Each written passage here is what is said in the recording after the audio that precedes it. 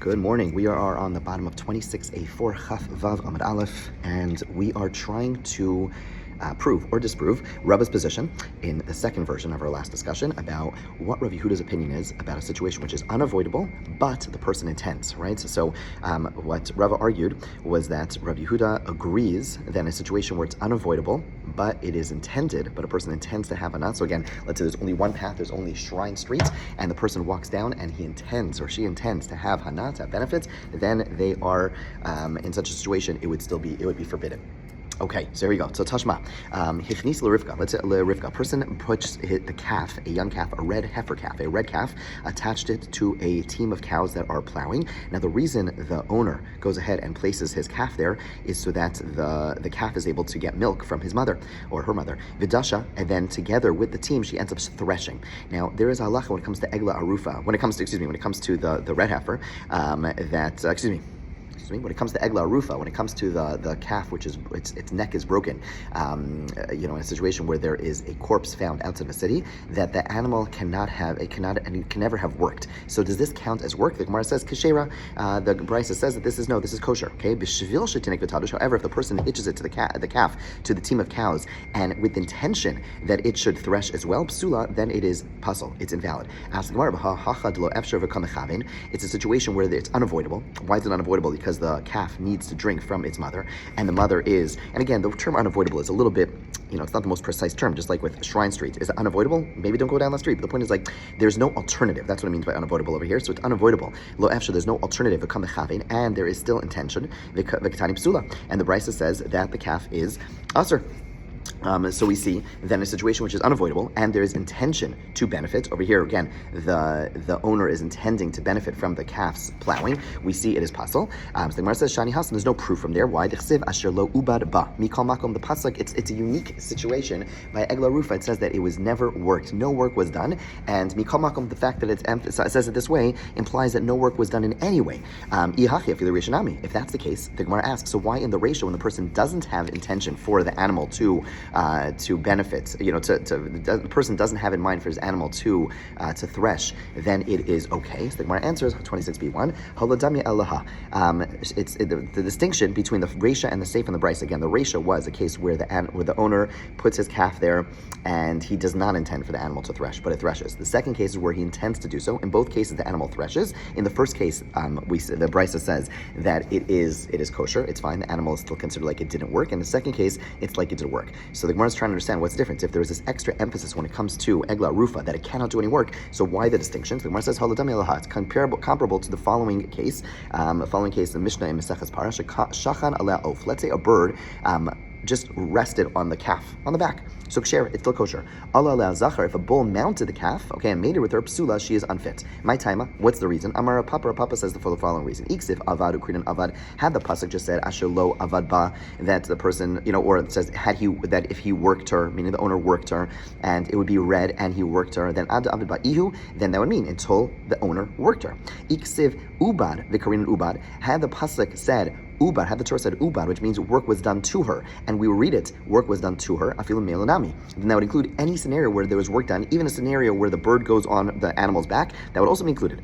So, hashtich siv avad v'karin and Ubad, now that it says he worked her, and it's pronounced work has been done to her, Ubad dumya de avad. It means work was done to her, but has to be similar to him working her. Okay, you got that? In other words, it's Ubad and Avad together. It means both he worked her, but also work was done to her. How do you bridge those two together? Ma avad denichale, just like when the owner causes the calf to work. Obviously, he wants that.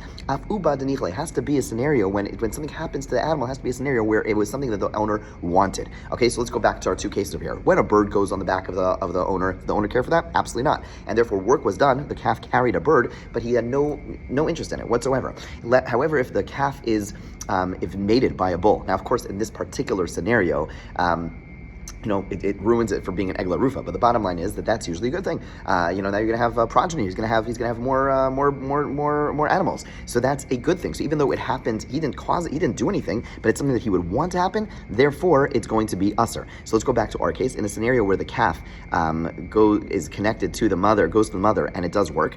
The owner didn't intend for that to happen. He has no care for that whatsoever. However, if he intended for it to happen, then it is avad ubad, right? It's something where he didn't do it, or he did it, and it was a scenario was something which happened. In other words, he didn't force it to thresh, but the point is that it's something which was good for him, nichale, and therefore it's going to be aser in that case. Okay, so Gemara tries to bring another proof to support Rava's position. Tashma,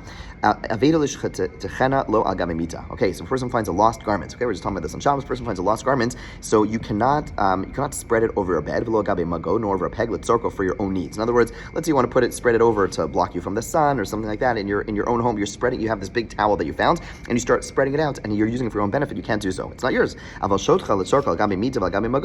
you're allowed to spread it out. Let's say it's wet and you want to dry it out so it doesn't get ruined. Then you're allowed to do that. But let's say you have guests coming to you. If there are guests coming, you're not allowed to do this, even if it's for the benefit of the owner, meaning it's wet and you're putting it out to dry, but but the guest is going to be there. You should not do that. Why? The idea is that there's going to be benefit because the guest is going to come by like, wow, that is such a beautiful towel. Okay, whatever. But the point is that there's going to be some benefit. The guest is going to see this and you will benefit. So what's the case? The case is efshar. There's like no alternative because you need to do this. You need to dry this out, and you're intending to have hana, and we see that it's aser. So Shani Hasan says no. Dekalile. The reason that it's aser over there is not because of this svara, this idea that Rav is trying to promote. In the name of Rav Yehuda, the Tana, that when you don't have an alternative and you're intending to benefit, it's aser. No, this is unique. Why? Because you're burning it. By displaying it, you're burning it. What do you mean you're burning it? Imishum inabisha, imishum ganave. Because of an evil eye, someone's going to see it and say, oh, wow, look at that beautiful thing. Whenever we boast about something, whenever we show something off, then it creates an evil eye, this mystical idea, this supernatural idea that it could cause the thing to be destroyed. And therefore this object could ultimately be destroyed. And therefore you're ruining the person's item. You're responsible with keeping it. If you're going and showing it to everyone, then you're actually causing it to get destroyed. Alternatively, because thieves may see it. Once the guests see it and they're like, oh wow, I like that. Maybe I'll come back later tonight when everyone's sleeping. Therefore, it's nothing to do with this general principle of hana. Rather, it is unique to the fact that you have responsibility to watch this thing over. Tashma. Now the Gemara is going to refute the first version of Rava's position. We'll review what that is in a moment. Tashma. Mochri chsus mochri kedarkan. Okay, so let's say you have shatnez. Another thing we just talked about. Okay, let's say you have shatnez, and a person is going to be wearing different things which are ultimately shatnez to sell them. So you're allowed to sell in your usual manner. Let's say you have like wool and linen, you're wearing them together because you're selling the different items, but you end up wearing them together. So if you're if I put on wool and linen together, of course I'm over allowed. But let's say I'm selling garments and I have wool and linen garments and they kind of come together, so I'm allowed to sell them. Okay, but as long as I don't intend to benefit from them in the summer, like they're protecting me from the sun. Let's say I'm selling raincoats in the winter, I can't intend for them to protect me. Okay, but if I don't intend, then it's okay. And the discreet ones, people who are a little bit more righteous, they would go ahead and they would not put them on because at the end of the day it's shatnez, even though it's technically mutter, better not to do such a thing. Okay? Ask the Gemara, so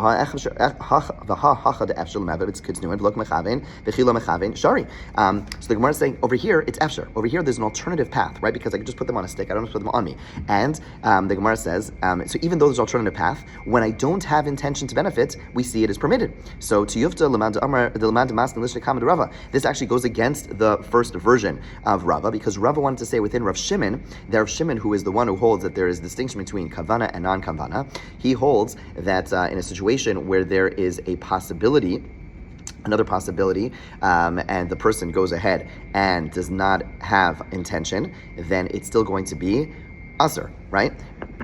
Right? Again, in the first version, we had Rav Shimon saying that in a situation where a person could have easily avoided the situation, okay, then even if you don't have kavana, it's aser. And here we see very clearly that in a situation where you could have avoided the situation, you could have put on a stick, and yet as long as you don't have kavana, to benefit, it's okay, right? This goes against the first version of Rava, who said that Rav Shimon would say in such a case it is aser, and the Gemara says you're right.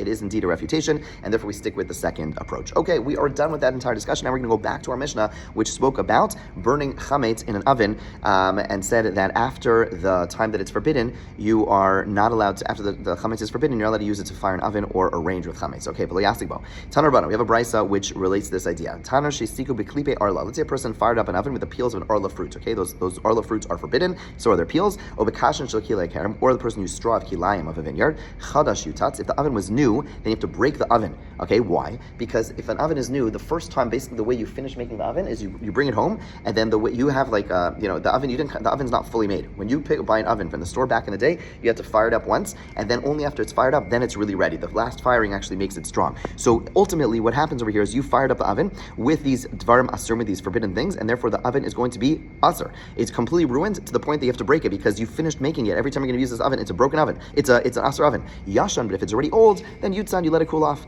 Afabo as a pas, let's you baked bread in it. Rabbi Omer hapas asur. Rabbi says the bread is forbidden. V'cham Omer hapas mutar. So Rabbi says that if the bread is mutter. Okay, so again, if let's say you go ahead and you baked bread while it is using these forbidden fuels, right? Fuels that are coming from Orla, fuels that are coming from Klaim, then Rebbe says the bread is forbidden. The Chacham say the bread is permitted. Bishla gabe gechal, let's say a person cooked the bread over the coals. In other words, it finished. It's no longer the substance. It basically burnt down. Now it's just like piece of black stuff. Then to be called mutter, everyone agrees that the bread is going to be permitted. Ask the Gemara about Tanya. We tell them the brayso ben chadash ben yashan yutzan. We have another brayso which says whether the oven is old or the oven is new, then you just allow it to cool off. Yet this brayso says if it's new, then you break it. Lokasha ha Rebbe v'Rabbanan. The first brisa is Rebbe. The second brisa is the Rabbanan. In other words, we're trying to say right now that the first part of the brisa, which said that when it's new you break it, that is actually the opinion of Rebbe, and the brisa that says that if it's whether it's new or old, you let it cool off, that is the opinion of the Rabbanan. Ask the Gemara, Imer Shamas the Rebbe. When did Rebbe say? When we know, what do we know about Rebbe? Mishum tiyesh shvach eitzim b'pas. Okay, so the idea, the reason that he holds that the bread, in other words, all we know explicitly from Rebbe is that he said that when you bake bread on these items, and the bread is no good. Okay, the bread is no good. So what's the reason? Because yesh shavach eitzim b'pas, because there's the improvement of the wood is contained in the bread. In other words, the wood that was burnt away, the forbidden items are found in the bread. Okay, zev zeh gorem mishamasle. But now we're talking about the actual oven. We're talking about the oven, and the oven was already. So on the one hand, the oven was finished using forbidden things, but now every time you use the oven, you're going to have both the forbidden things in the walls of the oven, but you also have permitted fuels. And who says in such a case he's also going to say it's usher? Again, all we know from Rebbe explicitly is that when you bake directly with using forbidden things, then the bread is no good. Okay, but over here, when the brisa, now we're trying to say the brisa says that that when it's a new oven you break it, and we're trying to say that's also Rebbe's opinion. Who says maybe Rebbe doesn't go so far, because if it's a new oven, so what's the issue? The issue is that the oven was completed using forbidden things, but now every time you use the oven, the item that's being baked, the oven that's being cooked in the oven, is going to be cooked and baked with both the forbidden elements, i.e. the stuff in the wall, because now the walls of the oven are forbidden, but also new things which are permitted, the fuel which is not forbidden. So the Gemara says, Elo kasha har Eliezer harabanan. You're right. The Gemara says we have no proof that it's Rebbe. Rather, we're going to say that the brisa, which says the oven must be shattered, to Eliezer, and the brisa, which says the oven can be kept, that is the view of the Rabbanan. Hey, Rebbe Eliezer, which Rebbe Eliezer? Elim Rebbe Eliezer, or maybe you want to say it's the Rebbe Eliezer of forbidden leaven. So what does that mean?